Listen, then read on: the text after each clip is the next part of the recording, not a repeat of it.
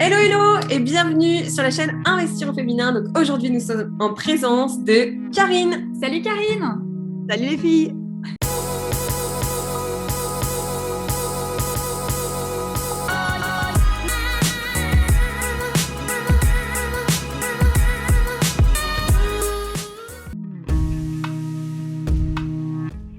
Alors je suis née au mois de mars 1980 à Paris.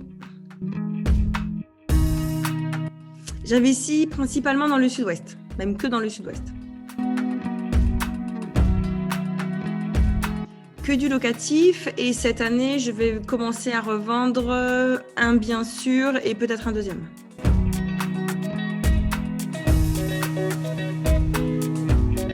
Être libre.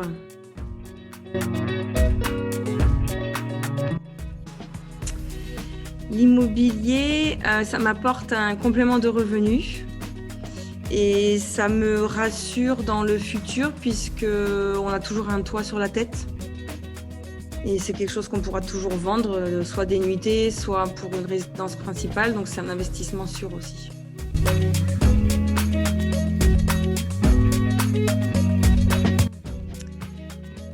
Je trouve pas, ou alors peut-être...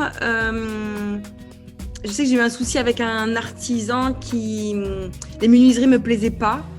Et le fait que ça m'ait vraiment touchée, mais à en pleurer parce que c'est une bâtisse du coup du 17e et il n'avait pas forcément respecté ce que je voulais. C'était une histoire de cote où pour moi c'était évident qu'il fallait que le carreau aille jusqu'en haut et lui c'était au haut de la fenêtre. Du coup on avait un gros bandeau. Et je pense qu'un homme n'aurait pas été aussi bouleversé que moi parce que ça m'a vraiment fait mal. Bon déjà, elles coûtaient très cher ces menuiseries et en plus se dire on achète quelque chose de très cher et ça rend moche la maison, et ben du coup, il les a changés.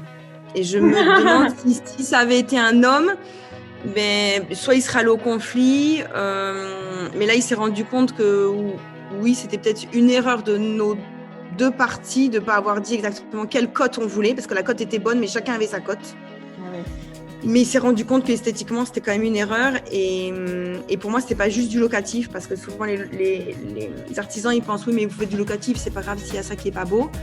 Moi, je pense toujours à la revente. Et non, une bâtisse, c'est des fenêtres qui font 1,90 m de haut, cintré. Il faut que ce soit joli, quoi. Donc, je pense que là, j'ai gagné parce que j'étais une femme. Mais sinon, je pense que ça ne change rien du tout. Je pense que c'est une fausse excuse de dire qu'on est une femme.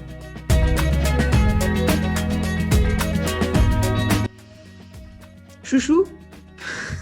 Chouchou? Je sais pas. Alors, est-ce que Karine, tu peux nous expliquer un petit peu ce que tu fais dans la vie? Quelles sont ta ou tes activités aujourd'hui? Alors moi, j'ai travaillé 15 ans en tant que chef de projet, à la fois dans l'agroalimentaire, puis dans l'aéronautique quand je suis arrivée à Toulouse. Donc moi, j'avais des jobs qui me plaisaient. Donc j'ai eu un enfant quand je suis arrivée sur Toulouse et j'ai eu un deuxième enfant. Et mon job de manager qualité, avec des réunions, avec des équipes à gérer, un temps plein et un petit qui ne dort pas, ça devenait vraiment problématique. Mais quand il ne dort pas, en fait, il s'arrêtait de dormir à 2-3 heures du matin et c'était fini, il redormait à 6 heures. Moi, à 6 heures, bah, je ne savais pas me recoucher. Donc, c'était vraiment devenu dur. Et en cherchant des solutions sur comment faire dormir son enfant, je suis tombée sur des blogs et des vidéos d'investisseurs immobiliers. Ah ouais? Dit, en fait, c'est YouTube te propose. Et du coup, je me suis dit, si j'investissais dans l'immobilier, comme ça, je pourrais passer au 4-5e. Et au moins, je ne travaillerais plus le mercredi et je pourrais dormir peut-être.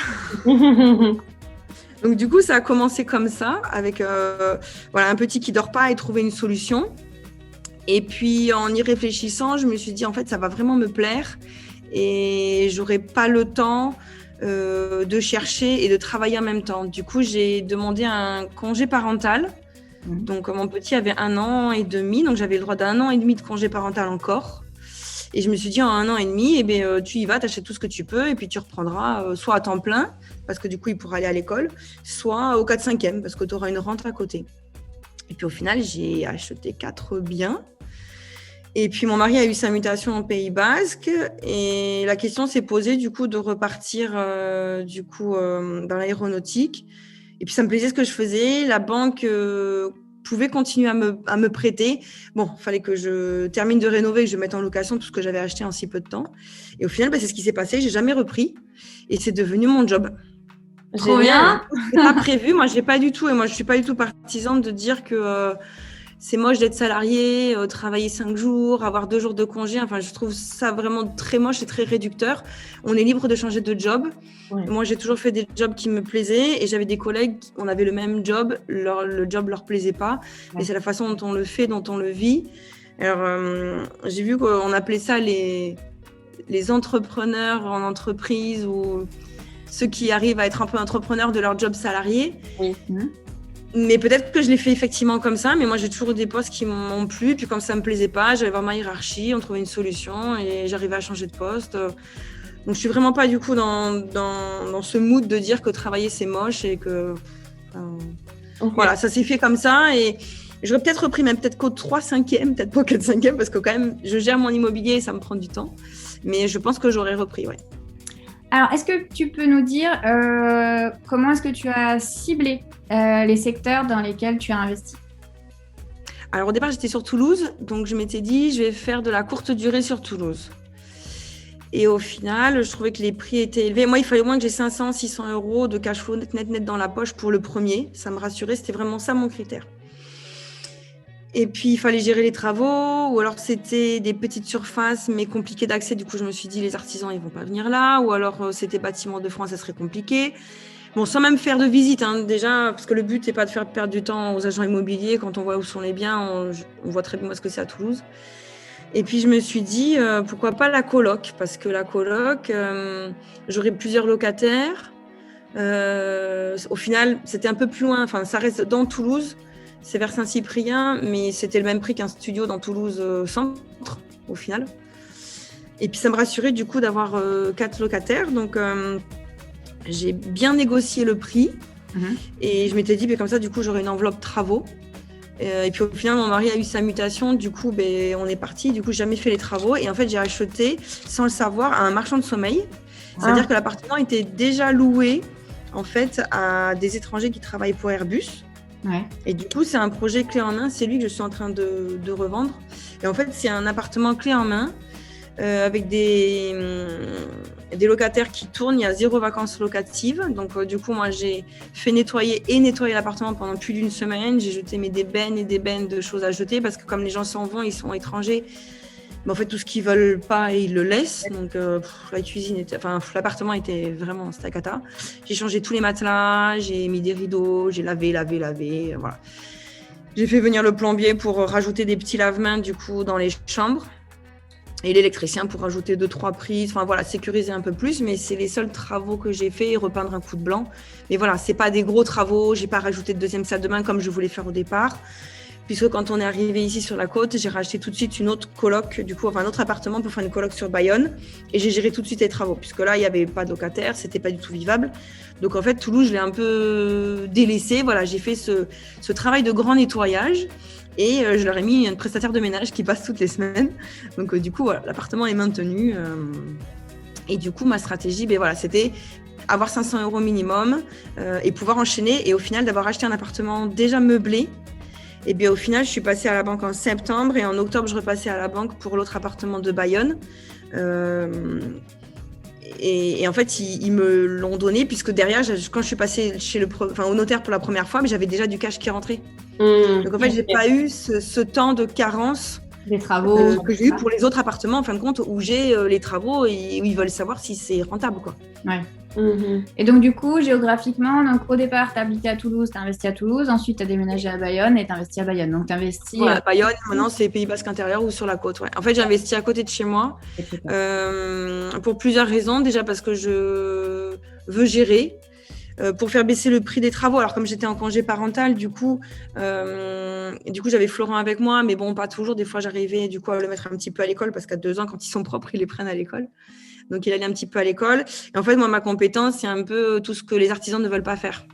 D'accord. C'est-à-dire aller à la déchetterie, les aider à évacuer, amener du matériel, faire en sorte qu'il y ait toujours tout. Donc, en fait, moi qui étais chef de projet, je me suis retrouvée un peu maître d'œuvre plus, à tout leur amener et faire en sorte qu'ils aient toujours ce qu'il leur faut pour travailler. Ok. Voilà, moi, je ne suis pas compétente, je ne fais pas de travaux ou je fais des petits bricolages. Voilà, poser les plaintes, personne ne veut le faire. Donc, en fait, voilà, du coup, j'ai besoin de temps pour faire ça. Après, j'aime faire ça parce que je suis très bricoleuse. Donc, investir autour de chez moi et puis connaître les quartiers. Voilà, que ce soit à Toulouse, que ce soit Bayonne, que ce soit certains quartiers. Il y a des quartiers où il est bon d'investir et d'autres où il n'est pas bon d'investir. Et quand c'est près de chez soi, au final, on connaît, on sait que dans cette rue, c'est bien, mais que la rue d'à côté, c'est catastrophique. Donc, voilà, moi, je trouvais que c'était pas mal d'avoir mon parc immobilier à côté de chez moi. Et puis, quand il y a un souci, et au final, soit j'y vais, soit je fais passer quelqu'un qui travaille dans d'autres appartements aussi autour, quoi. Alors, on en parlait tout à l'heure. Donc, est-ce que, selon toi, ça fait une différence d'investir lorsqu'on est une femme ou pas du tout? Moi, je trouve pas. Moi, je pense que les filles qui veulent pas investir, soit ils n'ont pas eu l'idée, et que peut-être que les hommes ont l'idée plus tôt, ou parlent avec des hommes qui l'ont fait. Donc, du coup, comme il y a plus d'hommes qui investissent, c'est peut-être aussi ça qui entraîne, du coup, le fait qu'il y ait plus d'hommes. Mais on voit quand même depuis quelques années où, du coup, comme ce que vous faites, voilà, moi, j'ai une petite chaîne Instagram. Du coup, on donne envie aux femmes aussi de le faire. On est de plus en plus nombreuses. Donc, je pense que c'est juste qu'on n'a pas l'idée, on n'a pas le modèle. Nos mères n'ont pas investi. C'est plutôt des fois nos pères ou nos oncles. Je m'étouffe. Donc, du coup, on n'a pas forcément ce modèle féminin de femmes investisseuses. Je pense que c'est plutôt ça qui fait qu'il y a un train de retard. Mais après, dans le fait d'être sérieuse ou quoi, et d'être pris au sérieux par les banques, d'être pris au sérieux par les artisans, je ne vois pas de différence. Même à la limite, ça peut être une force. Ouais. Ça peut être une force parce que un homme qui n'osera pas demander sur un devis à quoi ça correspond cette ligne-là parce qu'il a peur de passer pour un couillon, nous, on posera la question et on se rendra compte que c'est l'artisan qui nous prend effectivement pour un couillon en mettant des frais qu'il a déjà mis sur une autre ligne, par exemple, quoi. Right. Je pense vraiment pas que ce soit... je pense juste qu'on n'a pas l'idée et qu'on se dit pas, tiens, je peux le faire. Génial. Et toi, aujourd'hui, quelle est ta situation? Est-ce que tu investis seule ou en couple? Comment tu vois les choses, en fait? Ouais, alors, en majorité, j'ai investi seule. Et au bout d'un moment, du coup, donc, je suis vite passée LMP, puisque je n'ai pas repris mon job. J'ai des colocs ou des LCD. Donc, au final, tous les critères, ils étaient dépassés. Donc, pour ne pas être trop LMP, du coup, j'ai embarqué ma maman avec moi, qui était plus prête, non, puisqu'elle a 1% dans ma SCI. Voilà. Et quand j'étais réellement après en fin de droit de chômage, parce que du coup, au départ, on a quand même le chômage quand on quitte son job, j'ai embarqué mon mari avec moi. On est à moitié-moitié dessus, mais c'était plus pour que lui aussi soit prête-non, mais voilà, c'est vraiment moi qui gère tout, quoi.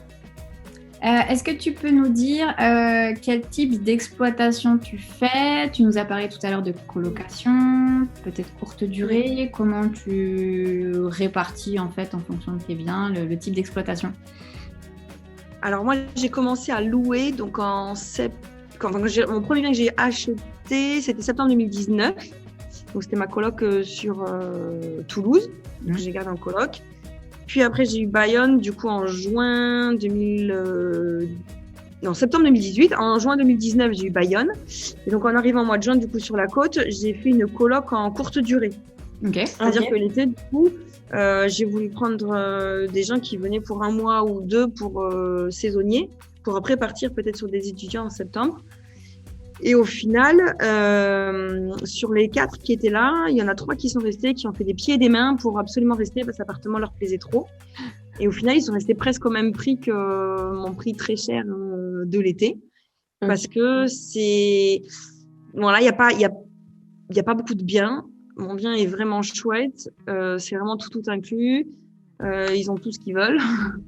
Et du coup, le premier départ que j'ai eu, c'est là au mois de mars 2022. Ok. J'ai vraiment resté longtemps. Donc ça, c'était la première coloc. Après, j'ai investi aussi sur Pau. Sur Pau, du coup, j'avais une stratégie aussi de coloc. Mais Pau, je suis arrivée sur le marché en début d'année 2020. Donc au final, j'ai rempli. Le Covid est arrivé. Ouais. Et ils sont partis. Ouais. Voilà. Donc il y a un appartement, du coup, que j'ai mis... Du coup, j'ai 2 appartements dans la même copro. Ça aussi, du coup, j'ai eu la chance du coup d'acheter un investisseur qui vendait 3 lots d'un seul coup. Du coup, j'avais très bien négocié le plus grand lot et je lui ai fait appliquer du coup le même prix du mètre carré à un autre plus petit, à un 3 chambres. Puis du coup, voilà, j'en ai pris deux en même temps. C'est pour ça aussi que j'ai doublé aussi. C'est bien. J'ai doublé du coup, voilà, ça allait plus vite, tout allait plus vite quoi, de faire avec 2 appartements en même temps. Et du coup, j'ai réuni les 3 qui me restaient dans le même appartement et l'autre appartement, je l'ai passé en courte durée. Parce que pendant le Covid, au final, il y avait la courte durée, il m'a sauvée. Voilà. Et en septembre, je suis repassée après en coloc. Voilà. Et j'ai un appartement sur la côte, un petit T2 dans une ancienne résidence Pierre et Vacances, qui n'est plus exploitée par Pierre et Vacances. Et là, c'est que de la courte durée. Okay. Et l'hiver dernier, pareil, Covid. Du coup, j'ai mis en location bail mobilité. Ah oui. Voilà. Donc l'hiver, j'ai fait ça. Okay. Et cette année, j'ai recommencé aussi. Ouais, j'ai loué jusqu'à fin décembre. Non, première semaine de janvier, parce que j'avais des Belges encore. Les Belges sont en vacances début janvier. Et là, jusqu'à fin avril, j'ai un couple qui arrive dans la région et qui cherchait du coup un pied-à-terre pour s'installer. Et après, je repasse après en courte durée. Ouais. Et là, Pays Basque intérieur, j'ai un immeuble. C'est entre appart-hôtel et pareil, bail mobilité. Ok. Et du coup, tout ce qui est courte durée, c'est toi qui gères ? Alors, c'est moi qui gère les annonces et la relation avec le client. Ouais. Ouais. Et après, j'ai une société qui gère les femmes de ménage. Ok. Puisque j'ai... Alors, oui, je paye plus cher que si je passais par une femme de ménage toute seule. Sauf que Pau, typiquement, je suis à 1 heure de route. Alors, c'est à côté, mais c'est pas à côté pour gérer les soucis. Et moi, je préfère avoir une société qui a plusieurs femmes de ménage. Si jamais elle est en vacances, elle est malade, voilà, c'est géré comme ça. Et après, pareil, c'est pour la côte, l'appartement que j'ai sur la côte, là, à Saint-Jean-de-Luz, là, je passe avec une femme de ménage. Mais elles sont 2 ou 3 en fait. C'est une société de femmes de ménage, on va dire. Ouais, d'accord. C'est une conciergerie. Pour les entrées-sorties aussi ou pas ? Non, c'est tout automatisé. D'accord. Ok. Alors, qu'est-ce que tu détestes dans l'immobilier ? Alors, ce que je déteste ou ce qui m'a fait du mal, ça a été sur mon dernier chantier, la mauvaise foi d'un artisan qui m'a fait croire pendant quasiment 6 mois qu'il allait revenir et il venait un petit peu. Et j'arrivais pas à le joindre. Et au final, il nous a mis pas mal dans la pagaille. C'était un maçon qui était très content que je lui donne le carrelage du coup à faire donc il y avait 7 salles de bain à faire. Donc l'hiver, il était très content d'y mettre ses mecs le samedi. Sauf que quand il a fallu faire la terrasse, il y avait plus personne. Mais comme ils devaient faire le chantier de la terrasse, ils ont travaillé comme des porcs. Ils ont jeté tout le carrelage, tout ce qu'il y avait à jeter dans le jardin.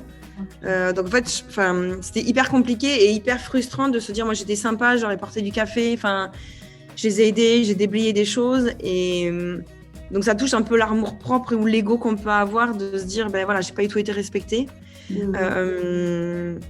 Et puis voilà, ils venaient, du coup ils défonçaient tout, donc on pouvait rien faire parce que même si j'avais passé une journée entière à tout renettoyer le jardin, mais il fallait faire cette terrasse. Donc, qu'est-ce qu'on faisait ? Je lui dis, mais juste dites-moi que vous venez plus et puis je trouve quelqu'un d'autre. Mais non, je viens la semaine prochaine. Donc, on attend. On se dit toujours que vaut mieux être dans sa liste et qu'il vienne un jour. Voilà, donc il a fini par venir au mois de... moi, j'ai loué une mini-pelle et un voisin, du coup, m'a fait le terrassement, du coup, avec la mini-pelle. Au moins, on avait avancé ça. Et il est venu mettre toutes les ferrailles et tout. Et il m'a laissé les ferrailles tout le mois de juillet. Donc, la maison était louée en courte durée. Oh. Donc, voilà. Donc, tu avais la terrasse comme ça. Après, il y avait le jardin. Donc, j'avais poussé un peu les ferrailles pour faire comme un petit passage qui puisse au moins être dans le jardin. Et puis, un jour, il a accepté de venir pousser les ferrailles et les mettre sur le côté du coup de la maison. Et la terrasse n'a été faite qu'au mois d'octobre. Ah ouais. Après l'été, c'est génial. Voilà. Donc, au final, il m'avait fait un devis au mois de juillet et il est venu au mois d'octobre l'année d'après. Ah ouais, l'année d'après. Et ce qui a été terrible, ce qui a été vraiment dur en fait, c'est que il nous prenait vraiment pour des cons.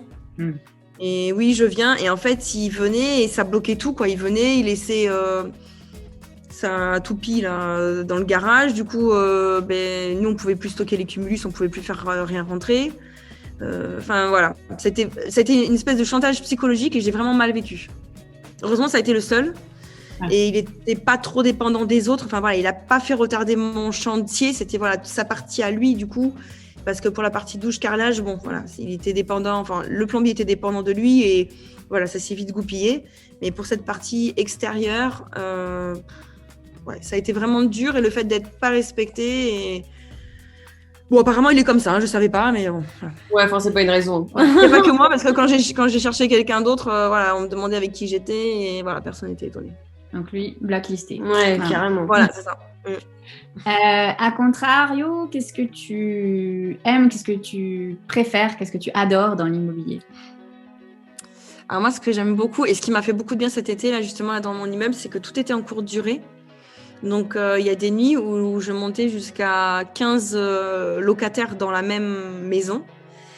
Donc, du coup, c'était comme magique que voilà, cette maison qui était abandonnée depuis des années, du coup, au bout d'1 an et demi, voilà, elle était pleine, les gens étaient hyper contents, ils me disaient que c'était joli ce que j'avais fait, qu'on avait été courageux. Enfin, voilà, de savoir que les locataires, donc, surtout là, parce que j'avais vraiment besoin de mon affect, ça avait été vraiment dur à gérer tout ce chantier. C'était quand même 300 mètres carrés, quoi, hein, que j'ai réussi à... Du coup, j'ai délivré le premier lot, on a eu les premiers locataires au bout de 6 mois. Alors que tout le monde disait, non, mais il faut plus d'1 an, mais non. Enfin. Donc, du coup, je me suis vraiment investie, ce qui a valu le coup parce que j'ai pu faire la saison. Donc, j'avais vraiment besoin de ce retour et je le prenais vraiment avec plaisir. Et puis, voilà, même mes colocs, ils sont contents de l'appartement, ils restent. Voilà, quand c'est pas des étudiants étrangers qui partent parce que, voilà, leur séjour se termine, les gens restent, quoi. Et même mes étudiants, mes jeunes étrangers, là, sur Toulouse, j'en ai qui sont déjà revenus plusieurs fois. Ok. Génial. Ils reviennent chez moi, donc du coup, ça fait plaisir de savoir que ce que je fais, ça plaît. Donc, c'est une maison que tu as divisée, du coup? Ouais, là, c'est une maison que j'ai divisée en 6 lots, mais ça reste une maison, c'est-à-dire que je peux le revendre soit à un investisseur qui... Tous les enfin, on n'a qu'un seul compteur, quoi. J'ai un très gros compteur triphasé, mais il peut être divisé, du coup, enfin, tout est prêt par lot. En fait, j'ai des chambres d'hôtel et des appart-hôtels. Donc, si quelqu'un veut diviser, c'est divisable, enfin, pour tout séparer. Si quelqu'un veut l'acheter en chambre d'hôte, du coup, c'est parfait. Si quelqu'un a une grande famille, c'est parfait. Il y a juste beaucoup de salles de bain, quoi. Mais du coup, voilà, je voulais pas dénaturer cette maison qui est dans un bourg avec un joli petit village, un stationnement. Voilà. Et là, je suis sur un autre projet de 600 mètres carrés sur lequel je vais faire, du coup, 7 lots. Et là, c'est des vrais lots avec une vraie division, création de places de parking et tout dans la cour. Voilà. Pour là, peut-être, effectivement, en revendre dès le départ quelques-uns. Ça va être des grands apparts, du coup. 600 mètres carrés, 7 lots. Ça va être des grands apparts en surface, des 80. Ouais, ça va être des T3, T4. Lorsque tu as démarré dans l'immobilier, ou encore aujourd'hui, est-ce que tu as des mentors, des personnes qui t'inspirent dans l'immobilier pour pouvoir avancer et aller plus loin? Moi, quelqu'un qui m'a vraiment aidée, c'est Quentin Doulcier. Quentin Doulcier, d'accord, ok. Vous connaissez pas? Non, moi je connais pas. C'est vrai. Quentin Doulcier, lui, il est vraiment spécialisé dans les travaux. D'accord. Et c'est vraiment lui où je me suis dit, je peux acheter des trucs pourris parce qu'au final, derrière, je peux en faire quelque chose de très bien. Il a plein de techniques de travaux. Puis c'était un petit jeune, bon, c'est encore un petit jeune par rapport à moi. Oui, je vois. Et il a une chaîne YouTube, une grosse chaîne YouTube. Ouais. Je crois que j'ai tout écouté. C'est un entrepreneur de fou, lui. Il fait aussi les automatiques. Non, mais voilà. Ouais, il est trop fort. Et du coup, voilà, dans sa technique de négociation aussi, savoir qu'on pouvait vraiment beaucoup négocier. Et j'ai toujours beaucoup négocié. Et c'est vrai que quand on dit qu'on ne sait pas que c'est possible, c'est lui qui m'a montré que c'était possible de quasiment des fois diviser par 2. Alors voilà, on ne joue pas dans le même coin, mais avec les questions qu'on pose aux vendeurs, savoir de combien on peut négocier, la force de frappe qu'on peut avoir. Et puis voilà, savoir que lui avait fait tout ça, ça m'a vraiment inspiré, quoi. Quentin, il m'a vraiment inspiré, ouais. Génial, merci pour le partage. C'est vraiment lui, c'est mon petit chouchou. Alors on connaît la phrase « l'immobilier n'est pas de tout repos ». Est-ce que tu aurais une anecdote croustillante, celle qui ressort pour illustrer cette phrase? Je pense que le coup de la terrasse, c'était pas mal. C'était pas mal, une autre. Ouais, c'était pas mal. Oui, alors voilà, après, j'ai 8 lots, j'ai une trentaine de locataires. C'est le truc horrible qui m'est arrivé. Donc, c'est pas oui, ça a été dur, mais tout s'est toujours très, très bien passé. Après, un truc un peu plus rigolo, c'est que là, à Pau, j'ai eu des Mexicaines qui ont 18 ans. C'était terrible, les questions, quoi.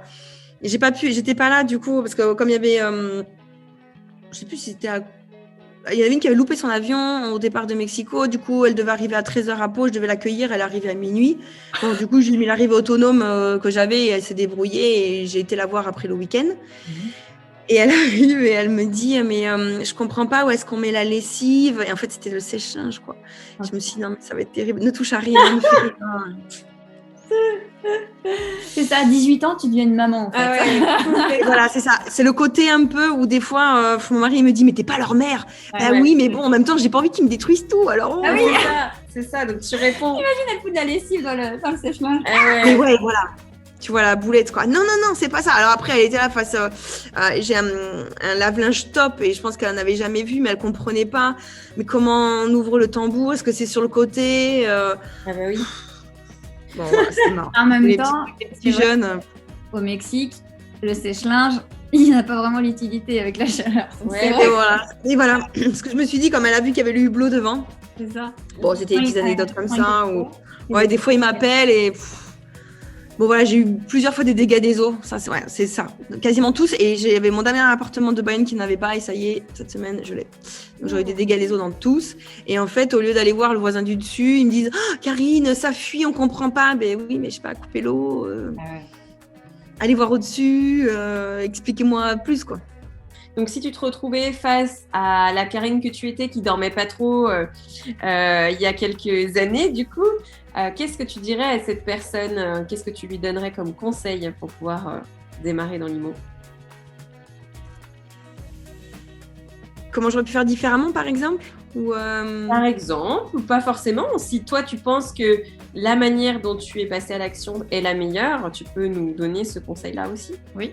Ou alors, avec le recul que tu as maintenant, ton expérience, qu'est-ce que tu aurais pu faire différemment? Enfin, voilà, qu'est-ce que tu aurais pu te dire à toi-même il y a quelques années en disant, voilà, maintenant que tu sais tout ce que tu as vécu, comment tu aurais pu t'aider toi-même, en fait? Peut-être être plus cool dans ma tête. Parce qu'en fait, au final, tout s'est passé très vite et plutôt très bien parce que j'ai mis beaucoup de cœur et beaucoup d'investissement.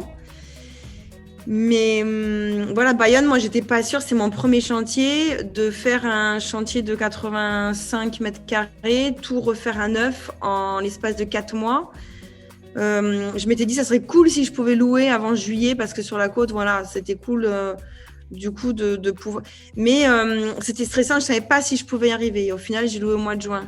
C'est plus au final, fais-toi plus confiance ou stresse moins parce que ça a été vraiment dur. J'ai vraiment eu des nuits agitées, on va dire, parce que ça se goupille pas comme on veut.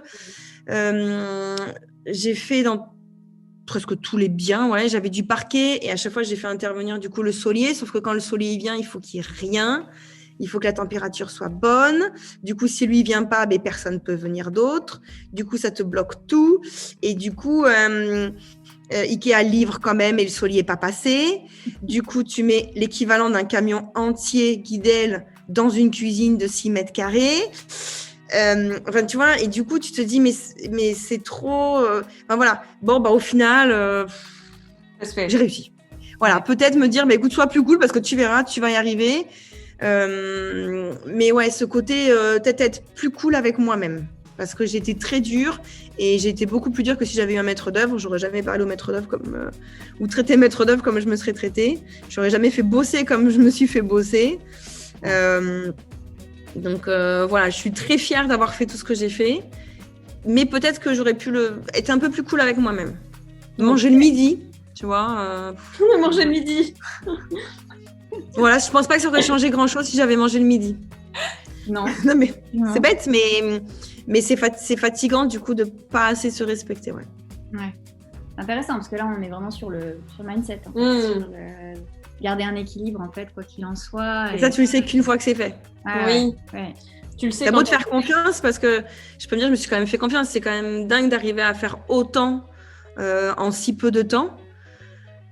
Mais je me rends compte depuis pas longtemps que c'est énorme ce que j'ai fait. Ouais, c'est ça. Eh ben écoute, bravo. Ouais.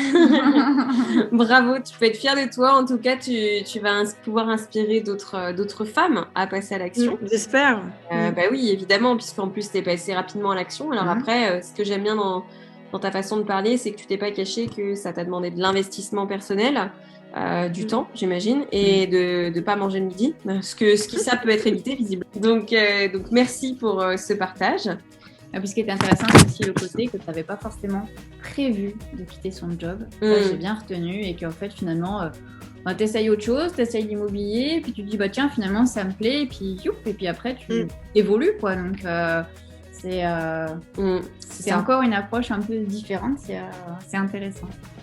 Ouais, je pense que c'est l'étape de ma vie. Puis voilà, j'ai besoin de temps. Quand on dit liberté, c'est aussi avoir du temps.